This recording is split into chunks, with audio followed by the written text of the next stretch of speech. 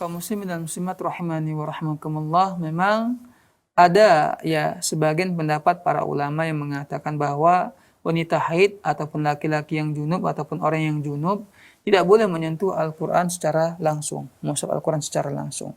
Maka ini diharamkan, tidak dibolehkan. Ya, oleh sebab itu kita harus ya lebih berhati-hati. Ya, jangan sembarangan kita menyentuh Al-Quran dalam kondisi sedang haid ataupun dalam kondisi sedang junub, ya. Jadi bagaimana saya ya agak kesulitan kalau sebenarnya kita bisa menggunakan HP pada hari ini ya, aplikasi Al-Quran, kita bisa menyimaknya ataupun melihatnya, tapi karena kesulitan terlalu kecil ya, atau kesulitan untuk memindahkannya. Jadi bagaimana?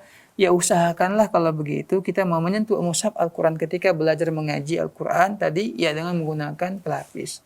Atau kita bisa menggunakan sapu tangan ya, atau bisa menggunakan kain atau menggunakan hijabnya ya ketika dia membaca Al-Quran, supaya terhindar daripada larangan yang mana ya para ulama menjelaskan tidak dibolehkan seorang wanita yang haid itu menyentuh langsung Al-Quran.